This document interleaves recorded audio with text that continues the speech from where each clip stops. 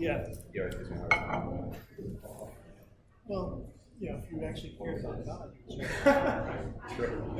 It's on me. All right, so a couple things as we get started today. One, competency-wise, at this point, we should have all the spectrum ones completed, pericyclic, electrocyclic, conjugated systems, all of those should be good and done. By Wednesday, I would go ahead and add in conjugate addition. All right, that's the one where we're adding bromine across a double bond or a diene and seeing where there's kinetic control, thermodynamic control, those sort of things. All right. The next one that we'll open is aromaticity.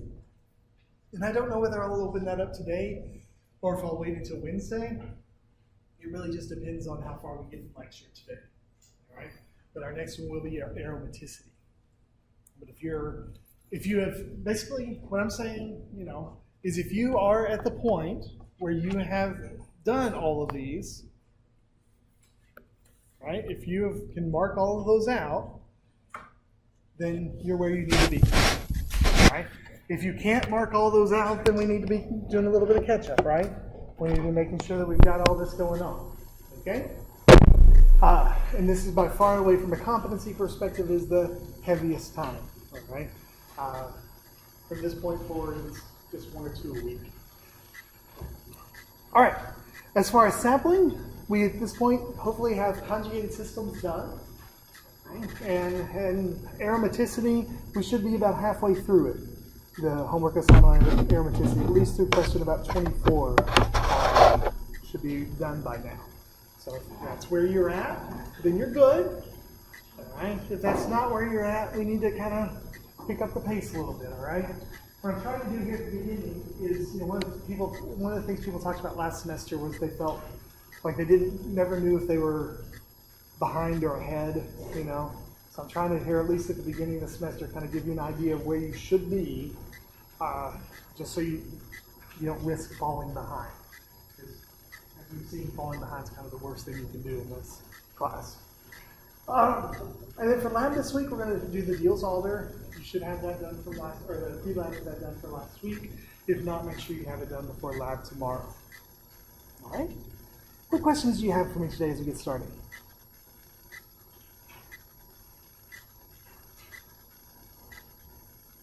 Anything?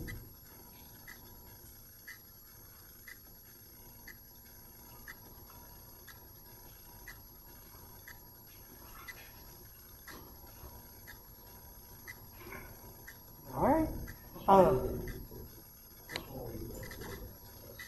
Well, our first test is next week, next Thursday. Smile, Colin, it's okay. Our first test is next Thursday. We'll definitely be through aromaticity, and we'll probably be through EAS as well, the electrophilic aromatic substitution reactions. Right? That's kind of where it's looking like will be. Okay. So the module we're currently on, and then one more. But I don't think we'll get to nucleophilic aromatic substitution. I think that'll be on the next test.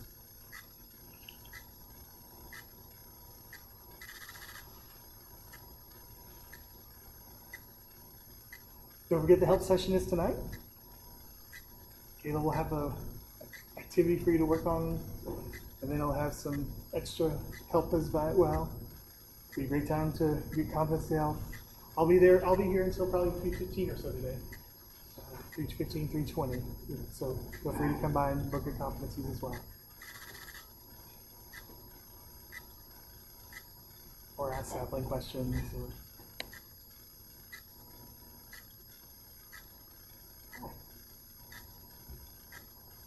We're good? Why do you all look scared?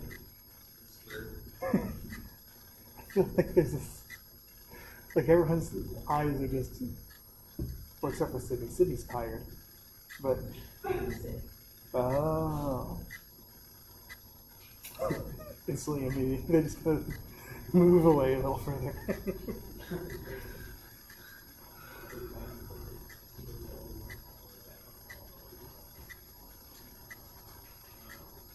No questions. All right. Then, moving on. We are talking about aromatic compounds, or arenes. And we started off our discussion on Friday talking about the problem that we ran into with arenes. It was known that they had a deficiency of hydrogens. All right? Like, it was known pretty early on by Faraday's work that the formula for benzene was C6H6. But the structure of it remained fairly elusive because since it didn't react with hydrogen, and it didn't react with bromine, and it didn't react with acids and water, and it didn't react with HCl, it couldn't have a double bond. But when you start to draw a molecule of C6H6, it's kind of hard to draw without a double bond, right? We struggled with that. Okay? So we know that we can make it pretty simply from benzoic acid and calcium oxide. All right, that's one way to make it. Synthetically, like if you're doing a synthesis problem on a test or something, the easiest way to make it, because benzoic acid has how many carbons?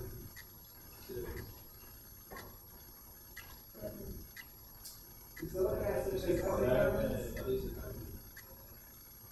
Benzoic acid has 7 carbons in it. All right. So can we start with benzoic acid? No, because our rules are usually 2 or 3 carbons. So the easiest way to make benzene is actually to start with acetylene.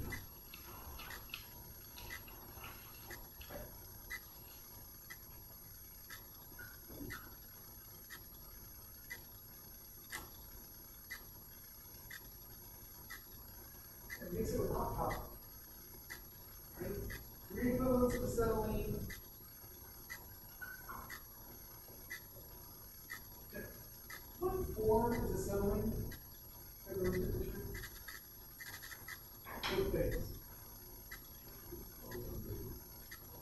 It's a gas, right? Acetylene is a gas. Acetylene is used as is used in welding a lot as a welding torch. It burns very, very hot.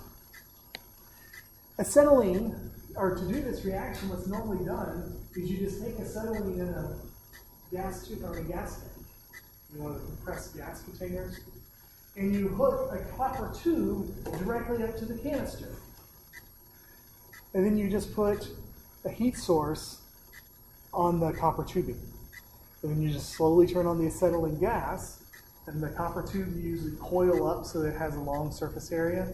And as the acetylene goes through the copper tubing, and it has that heat added to it, it condenses into gas, it converts into benzene, and so out the other side of the tubing, the benzene just drifts out. But for synthesis purposes, on a test, and when you're making things from carbons, any molecule that has 2 or 3 carbons, this is by far and away the easiest way to do it. 3 molecules of acetylene along with hot copper. All right. So we looked at the different forms of benzene. We talked about the Ladenburg's prism, the Claus-Long bond, the Dewar benzene. We talked about the anti-prism. And there were all different structures out there, all different sorts of structures out there, trying to figure out how you put 6 carbons along with 6 hydrogens that had no double bonds. And then it was Kekulé who came up with the structure in 1865 proposing single and double bonds, but he stated that the double bonds here had to be different than normal double bonds. In fact, he postulated that we were talking about 2 interconverting structures, right, which we would now call resonance.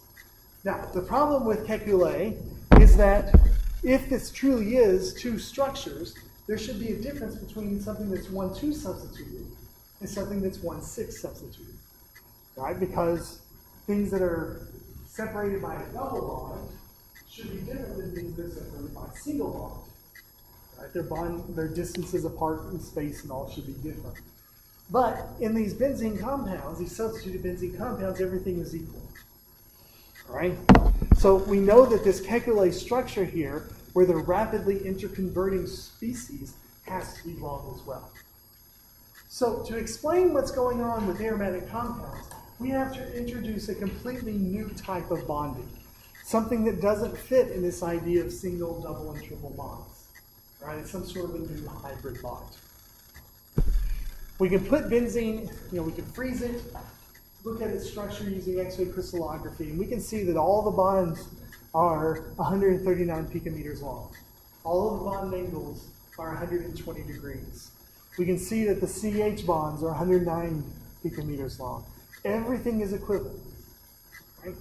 And so we develop this molecular orbital picture where we say each carbon is sp2 hybridized, which means each contributes an electron to, or a p orbital and an electron to the pi system. Now,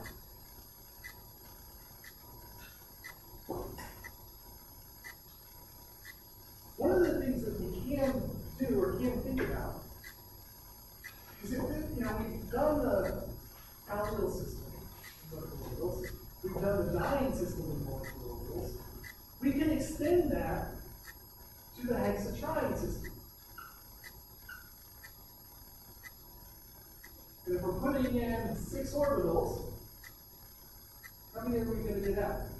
We're going to get 6, right?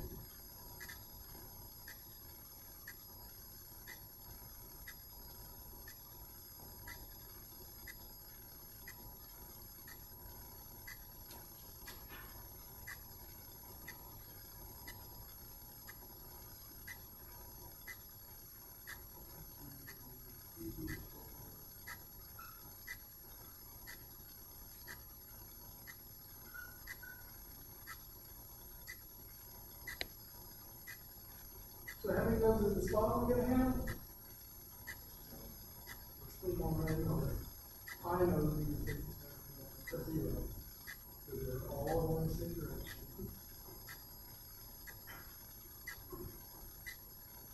Next one's going to have how many nodes?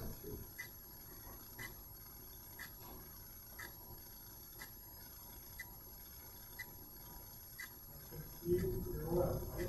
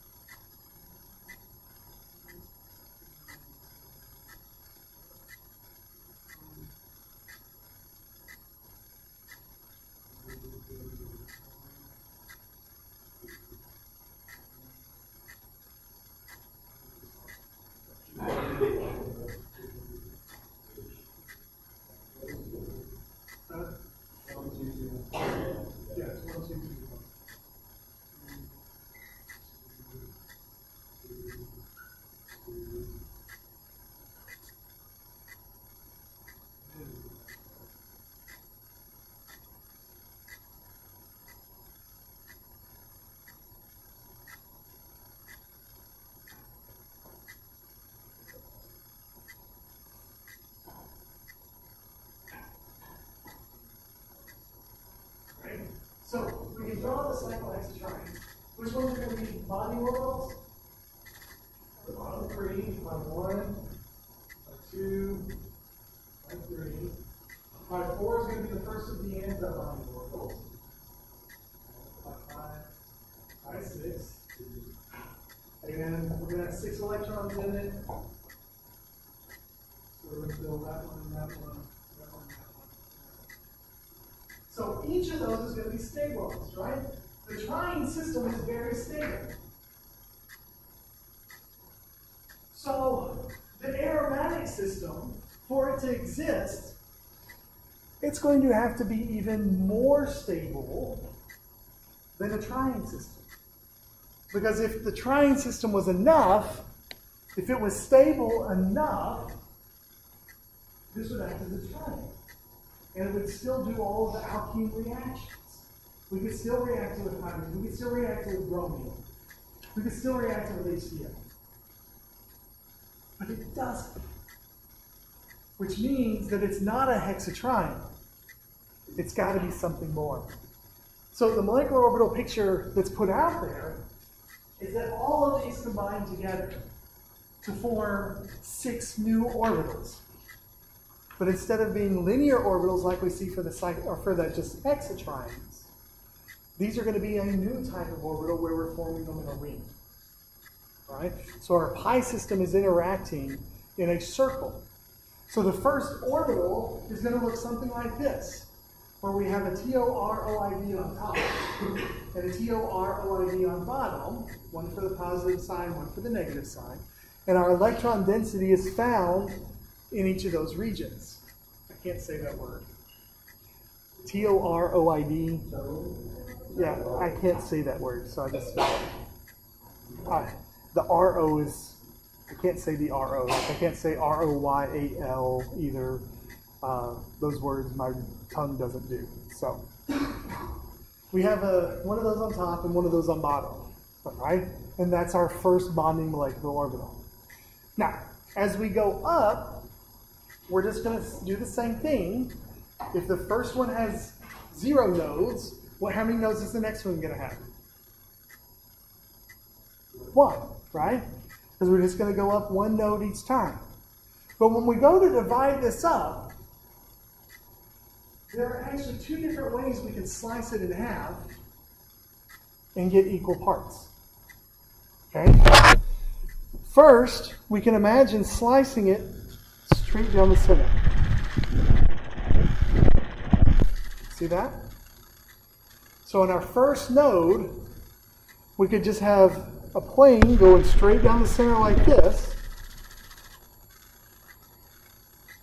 That just means everything on the right-hand side here we would need to flip, right? So we have one nodal plane, right? But we can also split it straight through 2 of the atoms. And if we split it straight through 2 of the atoms, we could have both of these going up, and then we'd have to flip these guys. So it was red on bottom here, and then blue on top. And then there'd be no electron density here. There'd be a node there. You see how there's 2 different ways we can split it with the nodal plane and get equal parts? That means there are 2 different orbitals that have the same energy. Right? Orbitals that have the same energy we say are what? What's the word we use to describe orbitals with the same energy? Degenerate. Right? So what that's saying is with one nodal plane, there are 2 degenerate orbitals. And so instead of our orbital picture going 1, 2, 3, 4, 5, 6, like we saw for just the hexatrion, our orbital picture is going to be such that there's one low, right? Because there's only one way we can have it with no nodes. But then there are 2 degenerate orbitals that come from having one nodal plane. There are 2 degenerate orbitals that come from having one nodal plane. So on this photo, Yeah, this would be, from 0 pi nodes. Like it's, within the pi system itself, there are no nodes. There's only the one node that's implied along the bonds. Now, if we keep going up, right, there's going to be 2 ways that we can split this so that there's 2 nodal planes. All right. Basically, we can split it between bonds and between bonds, or through bonds and through bonds. All right. Kind of idea.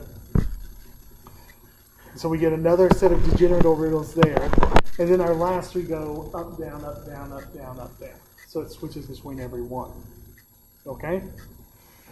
So in an aromatic system, like benzene, instead of having 1, 1, 1, 1, 1, 1, 3 bonding and 3 antibonding, all of different energies, we go 1, 2, 2, 1.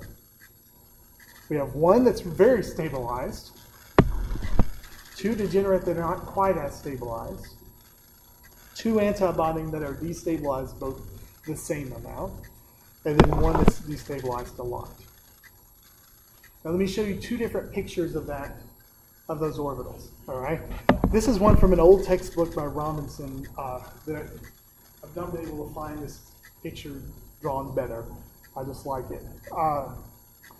But the idea here is he's looking top down. Okay, so he takes this picture here on the left. All right, and he's rotating it down, so you're just looking at the tops of the orbitals. Okay. So in this first orbital, you can imagine they're all red. See how there's no nodes there? They're all reds. For the next two, you can draw an orbital plane that goes straight through that direction, or you can draw the orbital or the nodal plane going straight through in that direction. Okay?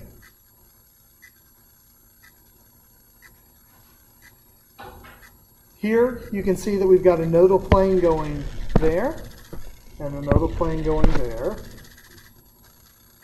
Or we have a nodal plane going there and a nodal plane going there. So there's two different nodes there. And then our top one, there's nodal planes through each of the bonds. So there's three nodal planes.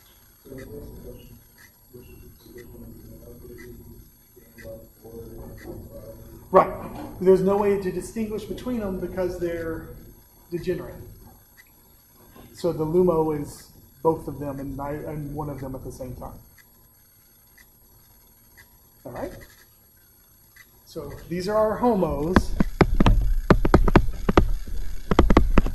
and those would be our LUMOs. Now, how many electrons are we putting in? We're putting in 6, right? And so as you can see here, there's 2 going into here, 2 here, and 2 there. All right? So those are our 6 electrons.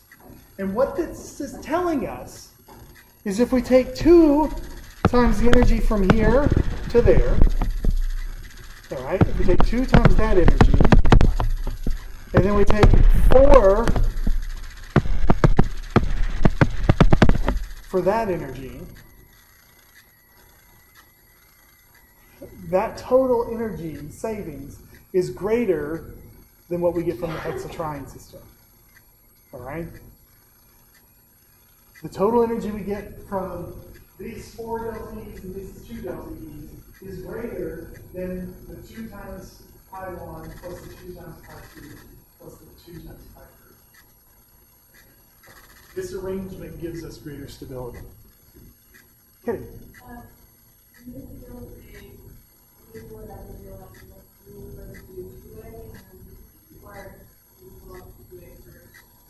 You fill it up using all the same rules, the off-ball principle rules that we've talked about before. So you follow Hund's rules, Pauli exclusion, etc. So when you fill them, I'll show it again.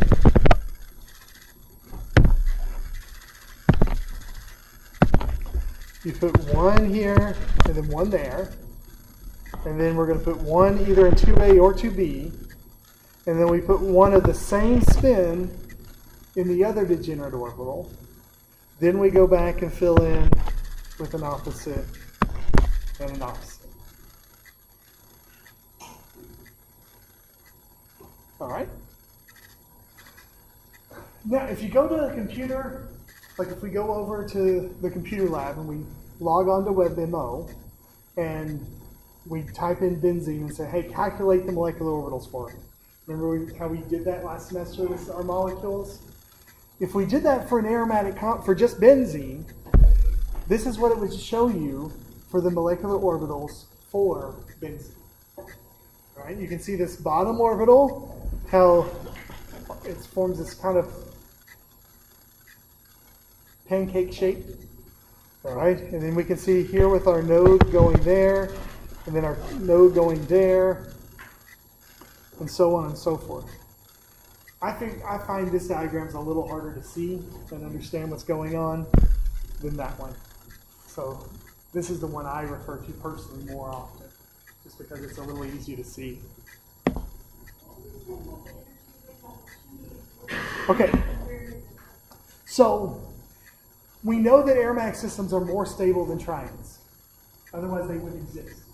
So the total energy of this system on board, right? We put 2 electrons in that first energy level.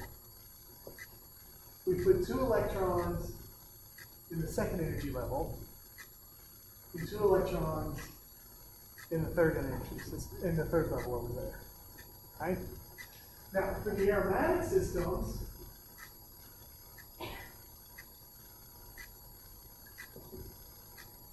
I'm going to call this one EA and this one EB. Okay? In the aromatic system, we've got 4 that have been stabilized by EA, plus then 2 that have been stabilized by EB. Right? So what we can say with clarity at this point is because aromatic systems exist, that the delta E arene is greater than the delta E for the triangle. Right? Meaning it's more energy is given off. Does that make sense? So, the fewer nodes we have, the more stable it is. Correct. The less energy That it is. because we have uniform spin on top and bottom, there's no deflection. No, it goes back to the Schrodinger equation. So it just is.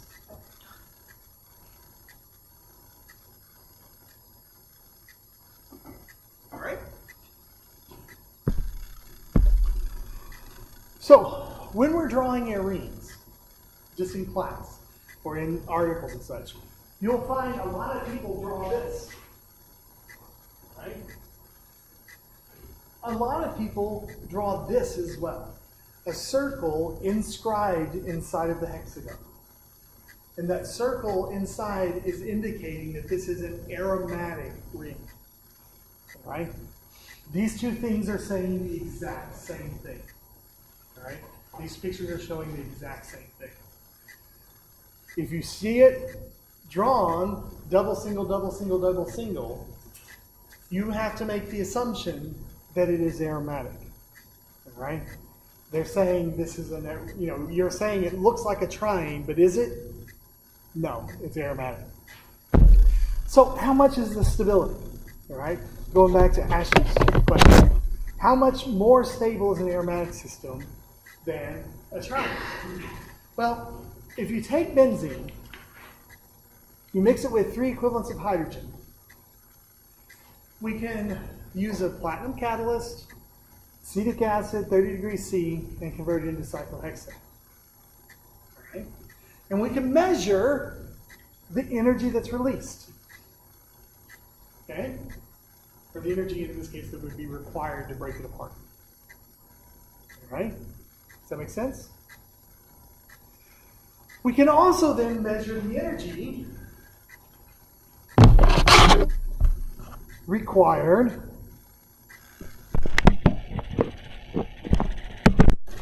to take cyclohexane under the same conditions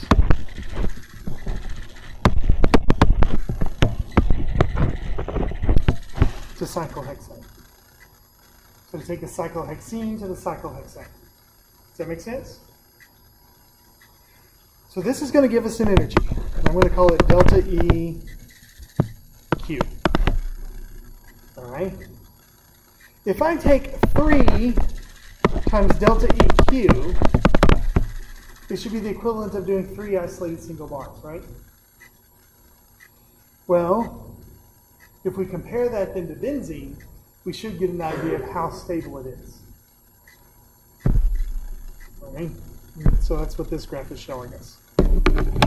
cyclohexene to cyclohexane costs, we can measure that as being 119 kilojoules per mole. So if we take that and multiply it by 3, we get negative 359 kilojoules per mole. Okay? See how we got that number? We just took the energy for 1, multiplied it times 3. Now, if we compare that to the energy that we get off from benzene,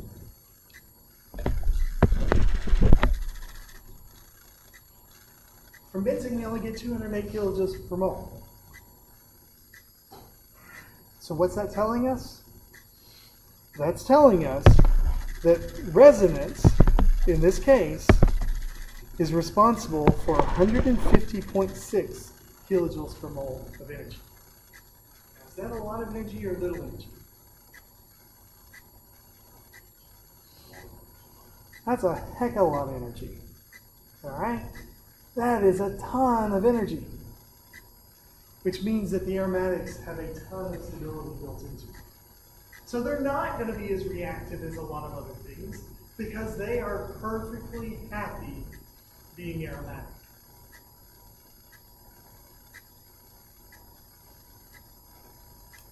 Okay. Arenes are ridiculously stable. Now, everything we've talked about so far has shown benzene as our classic arene. Right? We're not limited to just a monocycle. All right? For example, naphthalene is our second molecule here. Naphthalene is, or was for many years, the active ingredient in mothballs. Over the last 10 years or so, naphthalene has been removed from mothballs because it does cause cancer.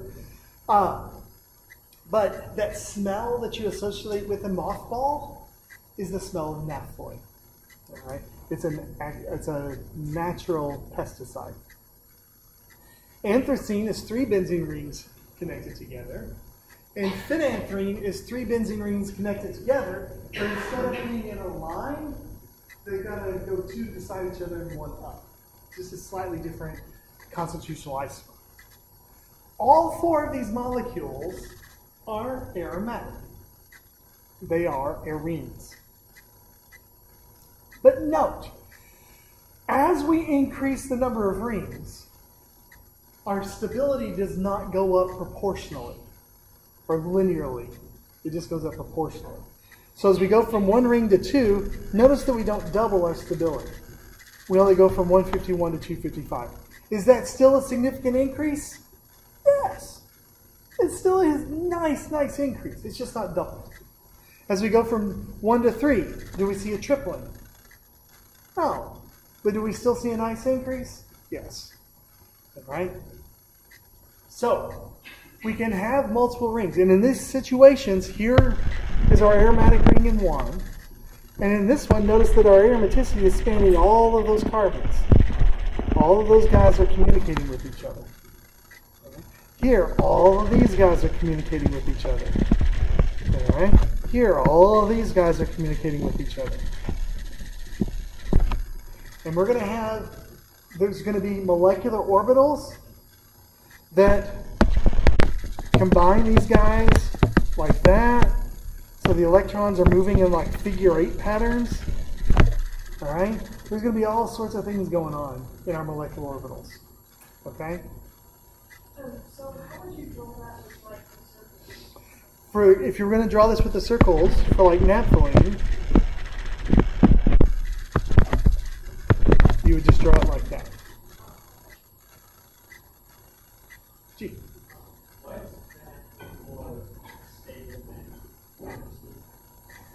It's just the way the molecular orbitals work out.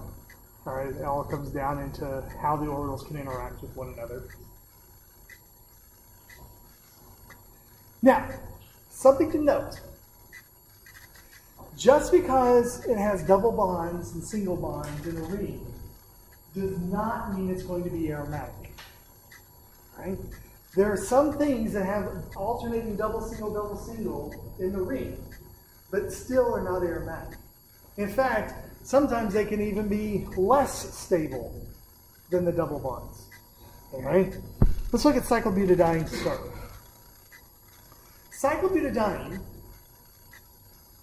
has two double bonds and two single bonds. So it looks similar to benzene in that it goes double, single, double, single, double, single, all the way around. But when we draw its molecular orbital picture, we see that there is one way to have all of the nodes together, or all of them the same geometry. Then we have two degenerate nodes, or two degenerate orbitals, with one nodal plane. And then we have an antibody. So when we fill from lowest energy to highest energy, we go 1, 2, 3, 4.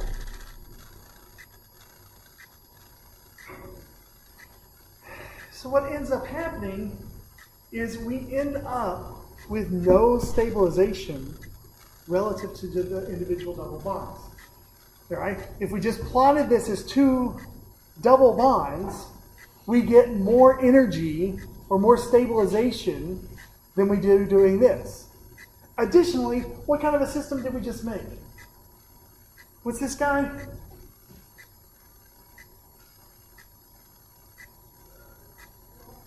It's a radical, right? So what we have created is a diradical. And how stable are radicals? They're very unstable, right? Radicals are extremely unstable. So this guy will actually do something kind of cool, kind of weird, or kind of, I don't know how you want to describe it.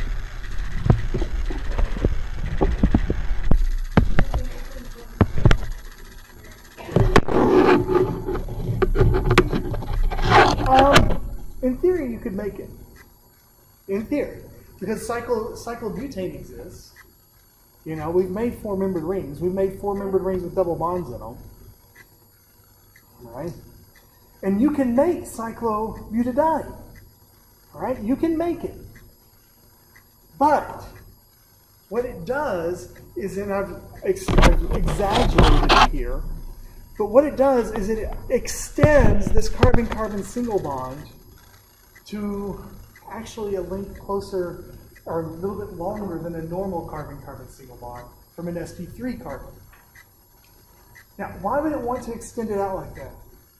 What's that going to do?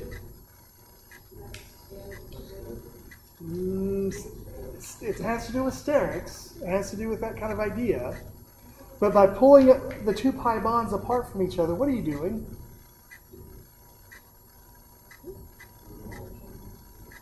We're moving electron density away. Yes, all these are right. But what makes a bond? When orbitals overlap, right? So by moving these two apart from each other, what are you doing? You're preventing them from overlap. Right? So these two double bonds are not conjugated. The single bond increases to the point where there's no conjugation anymore. The two bonds aren't touching each other anymore. So cyclobutadiene acts like if it's two individual double bonds. And that's its stable form. It will also, if you heat it up, it'll dimerize, right? Where the two diradicals interact with each other to form this really funky structure, right? Because those radicals will react with anything, right? Now, when I drew the benzene, or when we drew the benzene, we noted that the molecular orbitals kind of follow this pattern of 1, 2, 2, 1. Right? The cyclobutadiene that we just drew, we drew it so that it went 1, 2, 1. Now, there's a little trick we can use. All right? It was figured out by a guy named Frost. Frost said that for these cyclic systems, these cyclic conjugated systems, we can always figure out where to put the orbital energies. by taking a circle, all right, and then drawing the polygon inside the circle. Everywhere the circle hits the polygon, there's an orbital. Okay? And you always want to put a point down. Let me show you what I mean. Here you see the frost circle for cyclobutadiene. Right? So to draw it, you would just draw a circle. And then how many carbons are there? 4. What shape is 4? Square. You put a point down and you draw a square. Everywhere the square hits the circle,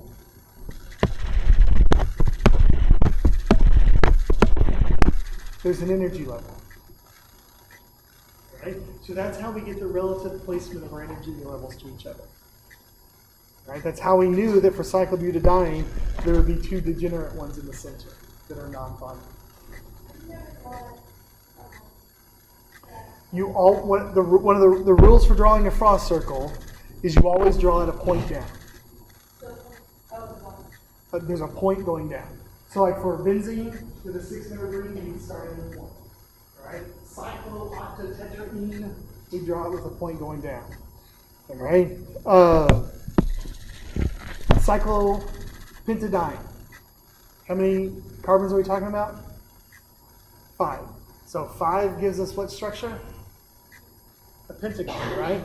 And so we start with the point at the bottom and go pent, 1, 2, 3, 4, 5, like that. All right. And so when we're drawing out our letters, then, or our levels, everywhere circle hits the square, there's a level. So there's a level here, level there, level there, level there, and a level there. So that one goes 1, 2, 2.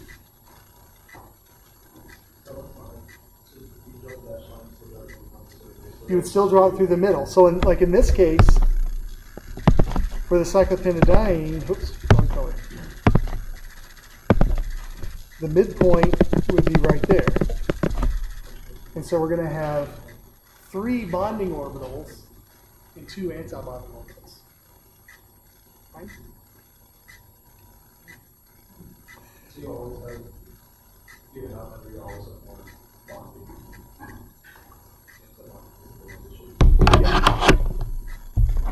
Now, the first person who really figured all this out about aromaticity was a guy by the name of Huckel. And Huckel stated that there are 4 rules that must be followed for a structure to have this special stability. The first was that the structure must be cyclic, containing some number of conjugated double bonds. Cyclic with conjugated double bonds. The second Huckel rule says that every atom in that ring must be able to contribute a p orbital.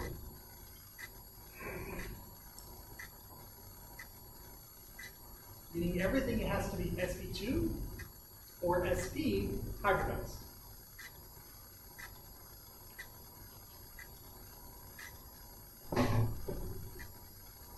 The third Huckel rule says that the unhybridized p orbitals must be able to overlap. The unhybridized p orbitals have to be able to overlap. In plain English, that means it's got to be plain. Plain English. Plain. I'm here always. No, there's lots. All right. And then the fourth Huckel rule says that the number of pi electrons must be equal to 4n plus 2. All right, where n is some integer. Cyclobutadiene. How many electrons are in cyclobutadiene? There's 4, right? Is 4 a Huckel number of electrons? Can we make 4n plus 2 equal to 4? We can't.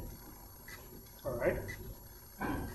So Huckel's rules say with cyclobutadiene,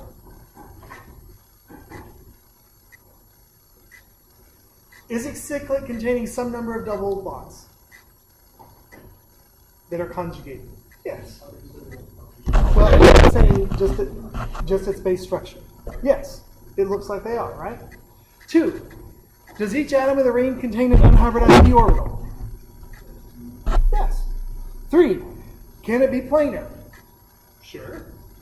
4, does it have a Huckel number of electrons? No. So this molecule cannot be aromatic. So it can be one of two other things.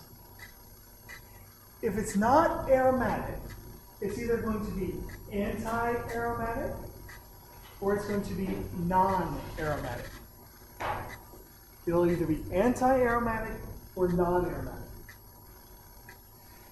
If something is anti-aromatic, it means that the orbitals are forced to interact with each other, and the overall new energy that's created by the species by being aromatic is higher than it would be if they just weren't interacting at all. Now, it turns out anti-aromatic is fairly rare, because if it can, remember nature always wants to go to the most stable spot, right? So if it can, the molecule is going to do something so that it is no longer either planar, overlapping, or other.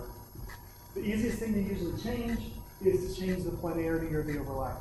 With cyclobutadiene, how does it fix it? It extends a single bond so that they're no longer overlapping. All right? So cyclobutadiene is not anti-aromatic, it is non-aromatic. Okay? It's non-aromatic because it has manipulated its shape so that it no longer fits in Huckel's rules. And that's going to be something fairly common that we see.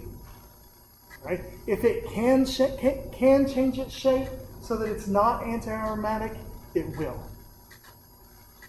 So what would you explain anti-aromatic one more time? Anti-aromatic means that it is in a higher energy state than it would be if there was no conjugation going on, if there was no overlap. Probably the best example of that would be this guy. All right? If I take a cyclopropenol anion, everything's sp2, everything is cyclic, containing some number of double bonds. Everything's got an unhybridized p orbital. The unhybridized p orbitals are going to overlap with one another. You know, three things define a plane, right? It has to be planar. The number of pi electrons here is 4. It's not a 4n plus 2. So this guy is anti-aromatic. All right? It's all of Huckel's rules. It fits the first 3 Huckel rules, but then it has an anti-Huckel number of electrons. All right? And it can't do anything to change from being anti-aromatic. Now, this guy was anti-aromatic.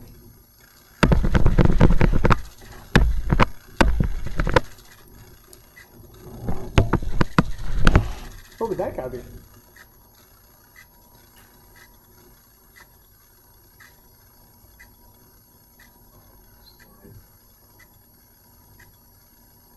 Is it cyclic, containing some number of double bonds?